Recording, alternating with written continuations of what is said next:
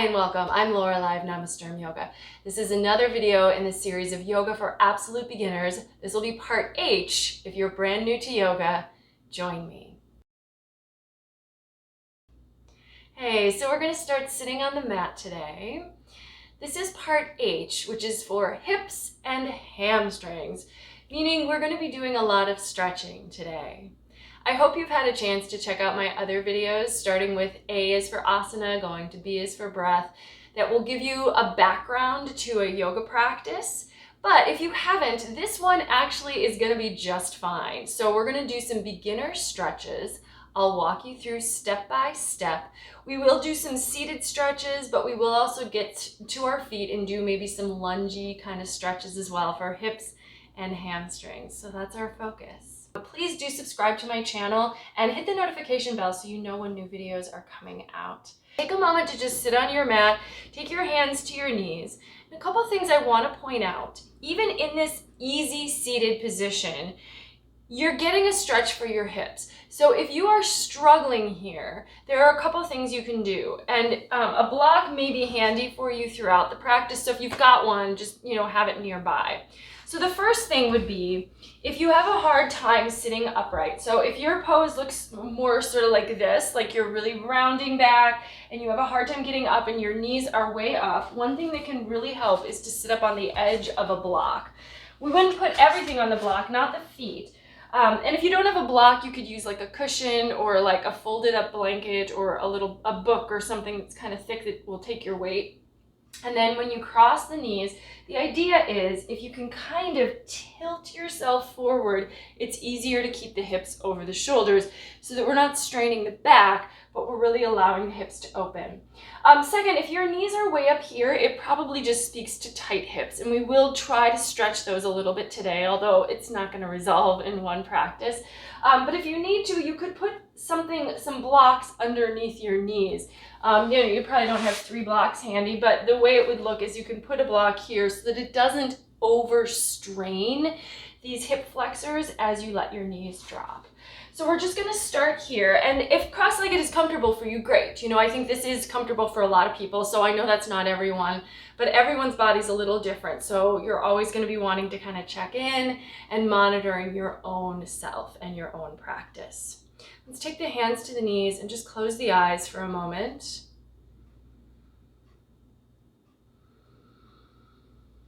Focus in on your breath. Let yourself take one deep inhale here. Exhale it out easy. Inhale again. Exhale. Allow your mind to maybe slow down a little bit as your body has slowed down here. We're going to uncross the legs. Let's go ahead and move to tabletop here. And let's do a few cat-cow stretches. Why not? Just because it's nice to warm up the spine, even though that's not our focus for today. So following your breath, on an inhale, drop the chest and belly down. Let your head and tail lift. And then as you exhale, start to lift the spine up and take it into a rounded position. Let your head drop down. Inhale. This is coming to cow pose. And I definitely talked through these more specifically in part C of this series, but it's pretty easy, little back and forth to do, even if you're brand new here. Follow the breath. If you want to work with Ujjayi breath, which is a reminder, just the narrowing of the back of the throat, you can do that here and then try to steady out the rhythm. And then come back to level. And what we're going to do is we're going to step the right foot forward and come to a low lunge. So we're going to keep our left knee down and step the right foot forward. Now, if you get your foot here, this is not as far forward as we want it, right? Because right now what's happening is the knee is way beyond the ankle. And if we try to take any weight here, it's going to strain the knee. So do what you need to. If you need to really lean to the left, we want to try to get that right foot pretty far to the front of the mat so that you can end up with your knee directly over your ankle. And then if you want to go even a little deeper, you could use your left toes to walk the back leg back, extend the toes. We're just going to keep the hands on the ground here as we sink the hips forward toward the front heel. The knee might start to move just a teeny past the ankle, but it really shouldn't be. It should really still be a nice upright shin you've got here. And then just use your hands a little bit to try to reach your head forward. And you should feel this as a stretch for the front of your back thigh, as well as getting into your right hip and all of this nice area here. Breathe. This is a low lunge because the back knee is down, but we can also take a low lunge to an up. We can be upright in a low lunge even if the knee is down. So if we want to, we can start to walk the hands in and just take them to your thigh here so that you're resting some weight on your thigh. Keep the hips sinking forward towards your front heel. Look up.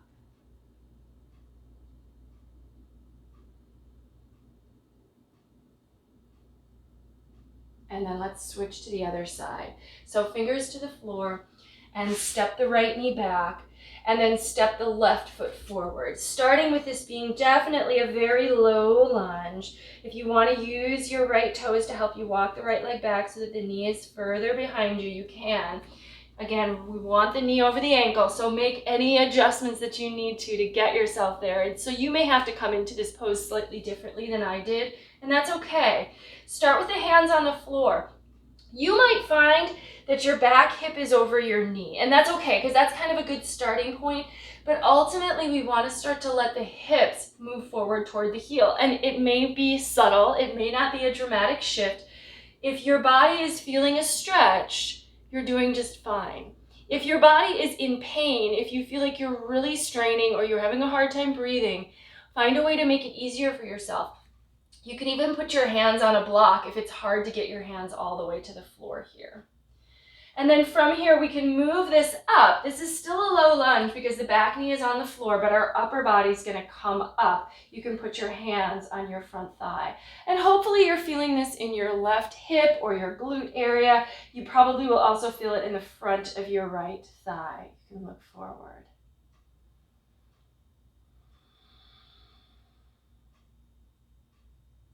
And then take your hands to the floor. Step the left knee back to meet the right. And then we're going to just walk the feet underneath us until we can come to a standing forward fold with the knees really soft. Let the upper body hang and dangle. So although this could be a stretch for the hamstrings, we're not going to think of it as being a strong stretch for the hamstrings. Instead, we're going to keep the knees bent and just let the upper body hang. Maybe loosen up the neck a little bit.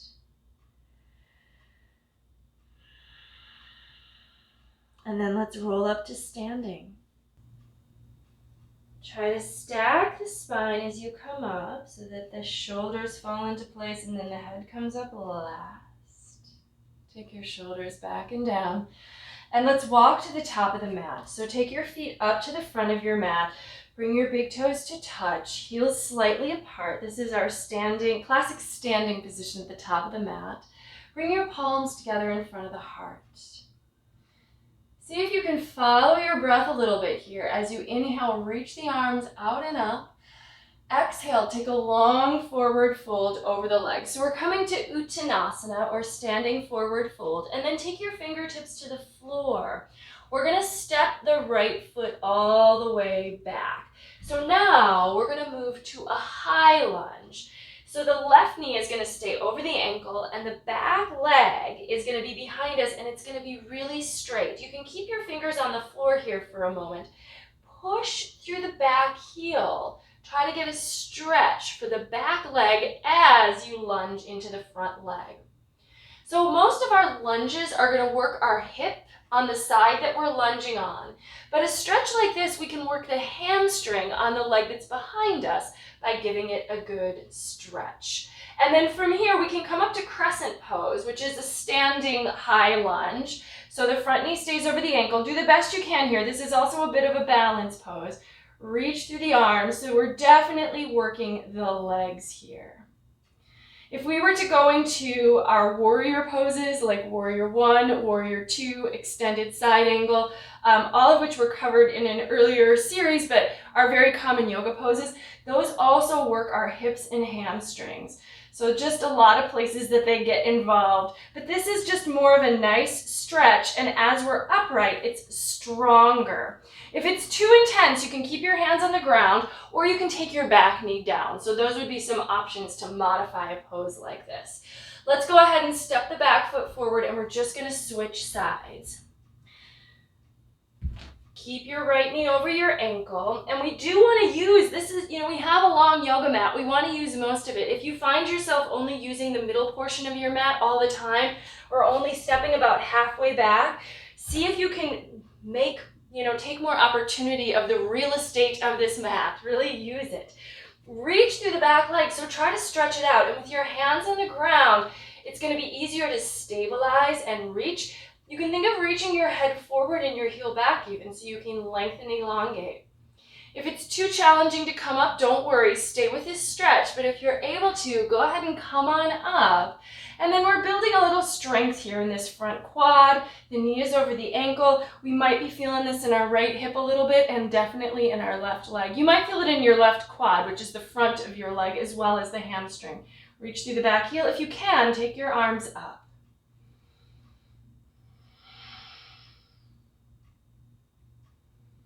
And then let's go ahead and step back to the front of the mat with both feet.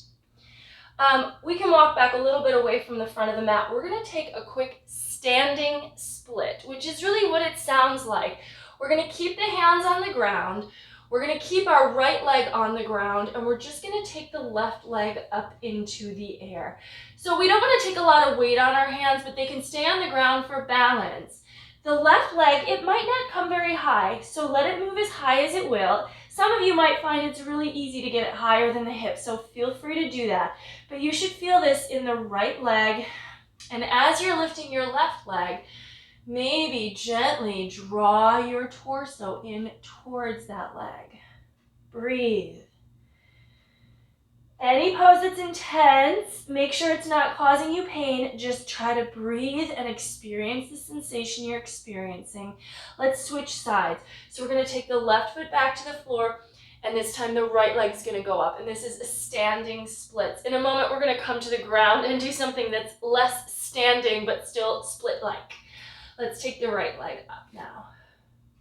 Do the best you can here.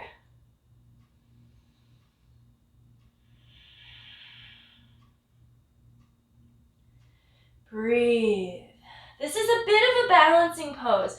With the hands on the floor, it's not as bad as if we were just on one foot, but try not to take a lot of weight onto the hands so that the foot is taking most of it and still doing some of the balance. Step that right foot down.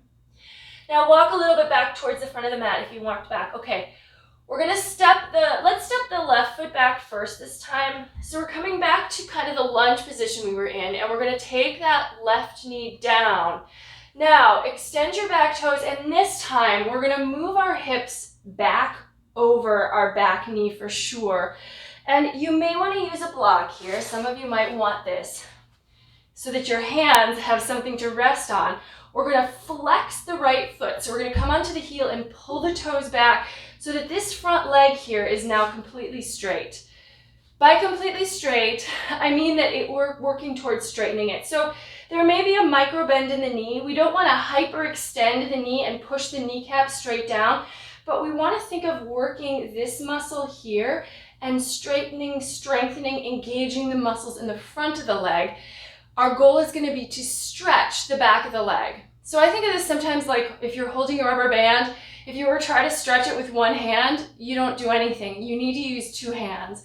So we're going to anchor the top of the leg so that we're able to stretch the underside of the leg. And from here, we're going to fold. So if you can get your hands to the floor, great. But this is where if you need a block under your hands, go ahead and take it. Pull the toes back towards you, which is also helping to engage the front of the leg. Pull this quadricep muscle, which is the muscle right above your knee. Pull it up. Almost imagine you're drawing your leg deeper into your hip socket as you let your upper body start to fold. If you feel intense pain or anything that just feels wrong, back off. Come out of it a little bit. If you feel okay, go slow, fold deeper. This pose is called ARDHAHANUMANASANA, meaning half Hanumanasana is actually the pose name for the splits. So if we were to go to full splits, we would extend that leg out further and let this back thigh start to rest on the floor. But in half splits, we're just focused on the front leg and working on the hamstring here. Breathe. And then we're going to come on up and we're going to do the other leg. So just switch it out. If you want to, you can just take your right knee back and step your left foot forward. And if you're able to, you can come up, just step that foot forward like that so that your right knee or right hip is over your knee. Use the block if you need to. I'm going to put it out of the way, but just know that that's something that you can use if you need to. It basically brings the floor up to you, so you can have your hands on the floor even though your arms aren't that long. Okay, so what we want to do is hop onto our left heel so that the leg is straight and the toes are up and flexed back. And this is maybe a little wobbly here, which is another reason you might want that block. Take your hands to the floor. Another thing, and I didn't mention this on the first side, but if this is hard for your knee, like if your mat is not really providing enough cushion, you can put something under your knee, a little towel or a blanket. Some people will actually just fold the side edge of the mat, doubling it up, and put their knee on the doubled up part of the mat, and that works too. Some people use 2 mats, that's fine also. Remember, pull the toes back towards you, engage this quadricep muscle, and then just let yourself start to fold. Again, this is a stretch, so we want to hold here for a little while, allowing the body to open, to recognize that we are asking it to stretch. Breathe. Maybe you can start to bring your head down closer, but again, don't force. We want to be really gentle with our hamstrings. They are very flexible, but they are also a little vulnerable. Okay. And then let's go ahead and step that knee back. Let's come to downward facing dog. So hopefully this isn't terribly new to you. Spread the fingers, root into the hands, tuck toes, lift your knees and your hips and move your heart back towards your thighs. Root in. Now, because this is the first down dog, we can take a moment here to stretch out our hamstrings a little bit. Bending one knee, let the opposite leg straighten, and the straight leg, that heel can drop to the floor. Let your upper body, the neck be relaxed, but the upper body is long. You're still pushing the hands into the floor and trying to lengthen the spine. And then switch legs, so changing to the other side here. Now, you can lift up off of the heels a little. Let's take the right leg into the air. So this is down dog split. But now we're going to open the hip and bend the top knee. And when we do this, we want the right heel to drop kind of down by the left hip and the knee to point to the sky. Lift your head, look forward between the hands, and we're going to set up for a pigeon stretch. So this is a really lovely deep hip opening stretch. If this is new to you, I'll try to talk you through it slowly. So you're going to bring your knee to the right side of your mat, and then your shin is going to cross to the left side of the mat. But it's going to be at kind of an angle, right? So the heel is behind where your knee is. We don't want to sit on our foot though. So if you can, from here with your hands on the floor, use your left toes, kind of tuck them under, slide your left knee back, tuck them again, slide. Just kind of scooch that back leg back so that you're flat on the thigh of that left leg. And you might already be feeling, oh yeah, this is going to be a stretch for this right hip glute area.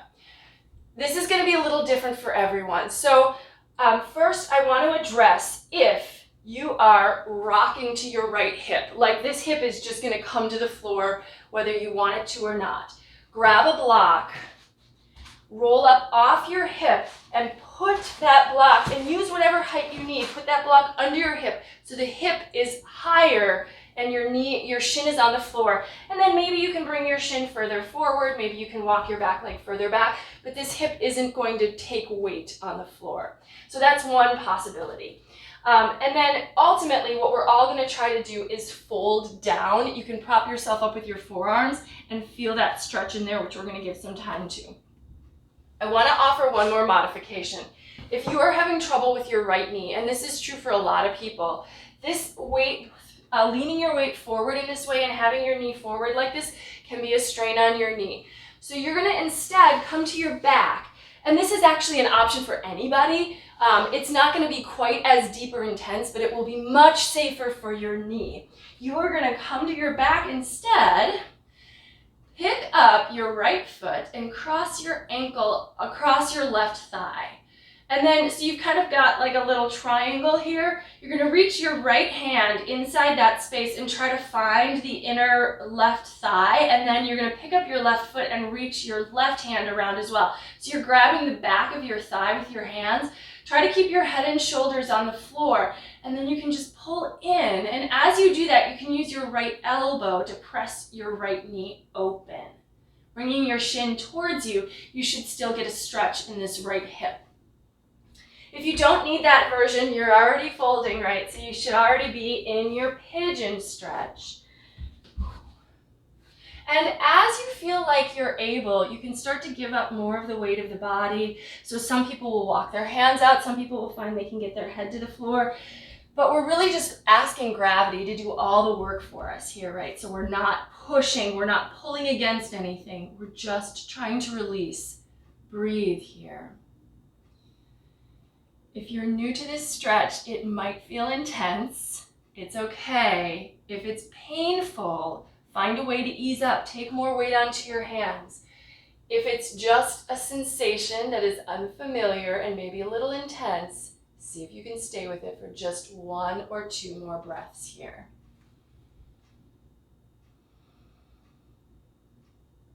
And then we're going to come back to down dog. So you can take your hands to the floor, tuck your back toes so that you can just step your right foot back. And then a lot of times it's really nice after a pigeon to kind of shake out your right leg or kick through your heel to just release, because that sometimes gets real intense in that hip there. And we're going to do the other leg. So we're going to take the left leg up, open the hip and bend the knee for a moment. This is kind of just a prep here, but this is a variation on a down dog split. Point the knee to the ceiling, keep moving the chest back, and then look forward and then just guide that knee up. And it's the left knee, we want the knee to be on the left side of the mat. The shin crosses the mat. The left foot is on the right side of the mat. So the knee's not right forward. Sometimes people will bring it up and the knee will come over to, will cross over, and then you're gonna automatically end up on your left hip. So make sure that your left knee stays on the left side of the mat, and then the foot is over on the right side. Use your right toes again to help you walk the right leg back so that you're flat on this thigh, and you shouldn't be sitting on your foot, right? So it shouldn't be like right underneath you. It should be a little forward and to the side ahead of you.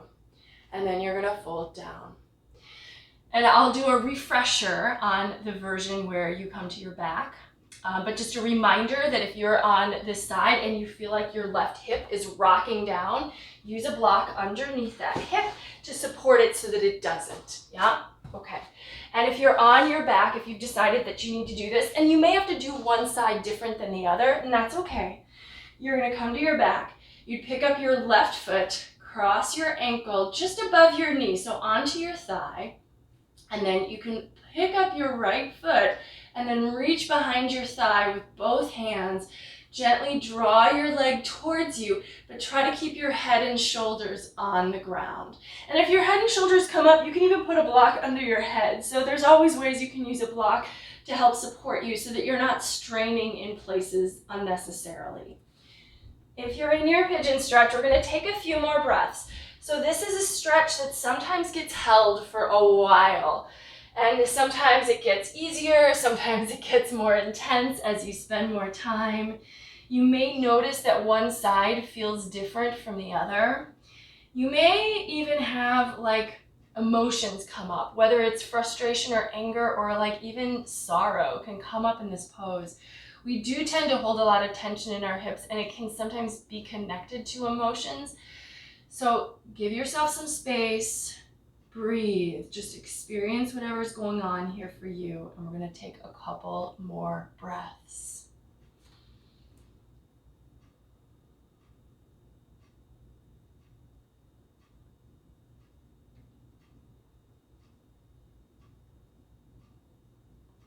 And then carefully coming out of your pigeon stretch, hands to your mat, tuck your right toes under, stepping back to down dog. And again, if you liked that on the first side, go ahead and shake your left leg out or kick through the heel or turn it around in the hip socket, whatever feels good.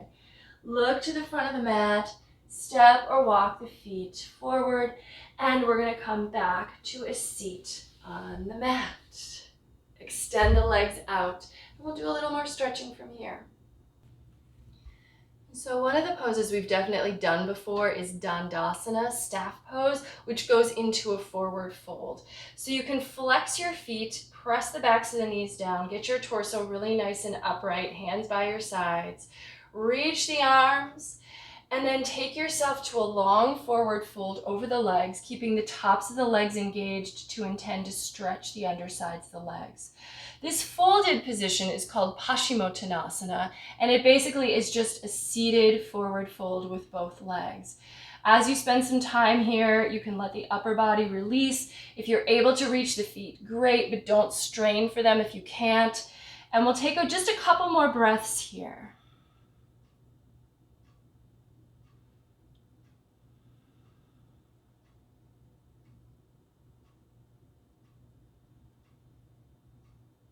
And then walk the hands in and come up. The last pose that I really wanted to show you is called Janushirsasana. So this is going to be where we stretch one leg at a time. I'm gonna shift a little bit to the side, and I'm gonna tuck the right foot in, and we're gonna just go towards the left leg to start. The sole of the foot moves to the inner thigh. The right knee opens to the side, so this knee is gonna drop open, but we're gonna turn our attention to the straight leg. And as you turn, not just your attention, see if you can slightly turn your body to angle towards that leg. Engage your quad, flex your foot, and then start to fold down over towards your left leg and breathe. Janushirsasana means knee to head pose, but that's not really our aim. So we could maybe try to get our head to our knee, really. But really, I think the better trajectory to think of is trying to reach your head towards your toes. It is not going to get there, which in some ways is a great gift, because then we don't have to worry about where we actually are. Like, the goal is not, like, the destination is not the goal exactly. So we're just gonna let ourselves, obviously our body's gonna start to sink down, and we're gonna keep our spine a little bit long here. What we don't want to do is like grab our foot and try to pull ourselves down, because we do have the strength to overstretch our hamstrings by pulling or yanking. So we just want to kind of treat it gently. The hands can be alongside the foot. We want to keep our alignment so the leg is engaged, the spine is relatively long, and we're not just like hunching here. Do the best you can and breathe. Let it evolve over time. This is another pose where if you wanted to sit up on a block, a lot of people will do that, and it will really help because it helps to tilt you forward so you're not like way back here just trying to reach the foot. So if you find yourself here, see what happens if you sit up on a block. And then come on up, and we're just going to do the other side. So we'll step the left foot in, take the right leg out. Same thing on the other side. The sole of the foot's going to come to the inner thigh. The right leg extends. Engage the leg a little bit. Turn. It's not a dramatic turn, but you kind of want to think of like your belly button going towards your knee. Whereas if we didn't do that, sometimes we just fold here. This isn't bad, right? But we want to really try to target the leg a little bit. You might even feel a little stretch in the side of your back, so that might feel nice as well. Flex the foot, turn. As always, we are not looking for pain. This is not a situation of no pain, no gain, right? So if you feel pain, that's your body saying back off a little bit, take a little bit of space for yourself. We all are going to find that signal at a different point in our fold. So you have to sort of be mindful and aware and really noticing. And as we spend time in a fold like this, even though we're not pushing or forcing, we're allowing it to grow deeper. So as your body starts to open, it will kind of invite you. And as you sort of get those cues, you can start to walk your hands a little bit more. If you want to reach for the foot, that's great. But like I know I can reach my foot, but sometimes I don't do it anyway, just because it's sometimes nice to have the hands on the mat. So choose where you feel comfortable placing your hands so that your upper body can actually release. and fold. Forward folds are usually at the end of a practice, and in addition to them stretching our hamstrings, they're designed to give us a little bit of calm and inward focus. So maybe even close your eyes here for the last breath or two and let yourself focus internally.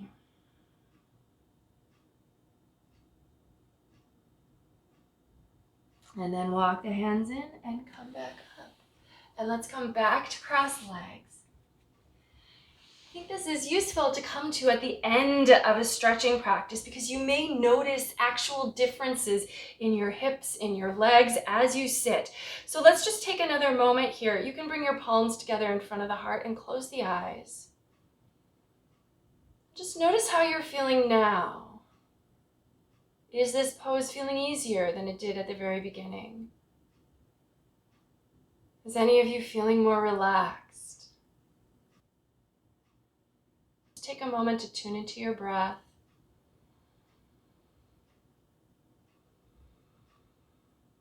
The light in me recognizes and honors the light in you wherever you are. Thank you so much for joining me today and sharing a practice. Namaste.